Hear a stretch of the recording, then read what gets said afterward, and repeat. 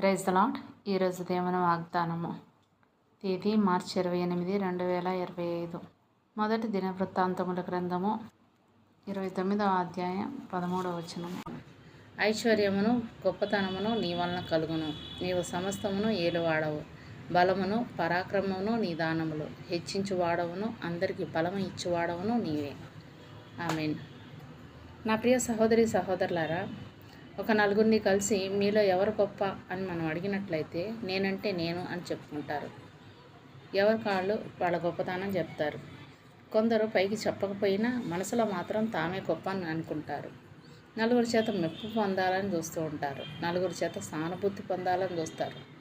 నేను ఇన్ని గంటలు ప్రార్థన చేస్తాను, నేను ఇన్ని రోజులు ఉపవాసం ఉన్నాను, నేను ఇన్ని రోజులు బైబిల్ చదివాను, నేను చర్చిలో చాలా పని చేశాను, ఆ పని చేశాను, ఈ పని చేశాను అని గొప్పలు చెప్పుకుంటూ ఉంటారు. ఆ నలుగురి ద్వారా మంచి సాక్ష్యం కోసం ప్రతి క్షణం పాకులాడుతూ ఉంటారు. గొప్ప ప్రార్థనా పరులం, గొప్ప ఆరాధికులం, గొప్ప ప్రసంగికులం అని అనిపించుకోవాలని తపన. ఎందుకంటే మనకంతా గొప్ప కావాలి, అదే మనకి మంచిది అనిపిస్తుంది. అపోస్తలుడైన పౌలు రోమీయులకు రాసిన పత్రిక 12వ అధ్యాయం 16వ వచనంలో హెచ్చువాటి యందు మనస్సు ఉంచక తగ్గువాటి యందు ఆసక్తులై ఉండుడి అని పరిశుద్ధ లేఖనం సెలవిస్తుంది.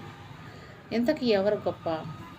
ఈ మాట బాప్తిస్మం ఇచ్చి యోహాను గారిని మనం అడిగినట్లయితే నేను సాధారణమైన వాడిని అని ఒప్పుకుంటాడు. నేను క్రీస్తుని కాను అని చెప్తాడు. నేను మోషే చెప్పిన ఆ ప్రవక్తను కాదంటాడు. క్రీస్తు చెప్పులు విప్పడానికైనా నేను పనికిరానంటాడు. నేను ఒక శబ్దాన్ని అని ఒప్పుకుంటాడు.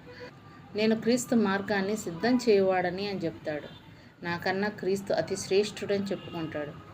నాకన్నా యేసుక్రీస్తే గొప్ప అని చెప్పుకుంటాడు. బాప్తిస్మం ఇచ్చు యోహాను ఏం చేసినా ఏం మాట్లాడినా క్రీస్తుని గణపరచాలనే ఆశ, క్రీస్తుని మహిమపరచాలనే ఆశ, క్రీస్తు గొప్పతనాన్ని చాటి చెప్పాలనే ఆశ. వాక్యం ఇలా చెప్తుంది, ఒకని హృదయంలో ఏమి ఉంటే అతని నోరు అదే మాట్లాడుతుంది అని. బాప్తిస్మం ఇచ్చు యోహాను మది నిండా యేసుక్రీస్తే, అందుకే తనను తాను తగ్గించుకున్నారు, యేసుక్రీస్తుని అమితంగా హెచ్చించారు.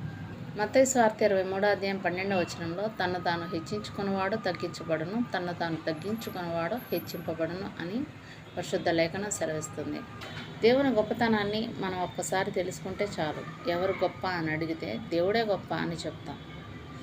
అవును, యేసుక్రీస్తే గొప్ప అని చెప్తాం మనం.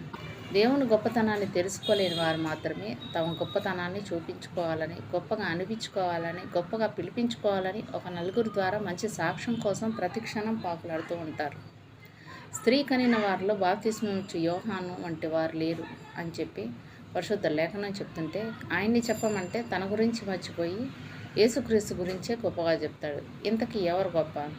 యేసుక్రీస్తు ప్రియ శిష్యుడైన యోహాను గారిని ఈ ప్రశ్న వేస్తే యోహాను రాసిన మొదటి పత్రికలో జీవవాక్యమును గూర్చినది అంటూ ప్రారంభించి, జీవవాక్యమును గూర్చినది ఆది నుండి ఏది ఉండెనో, మేమేది వింటిమో, కన్నులార ఏది చూచితమో, ఏది నిదానించి కనుగొంటిమో, మా చేతులు దేనిని తాకి చూచెనో అది మీకు తెలియజేయుచున్నాము అని పరిపూర్ణంగా యేసుక్రీస్తు సువార్త మర్మాన్ని వివరిస్తారు.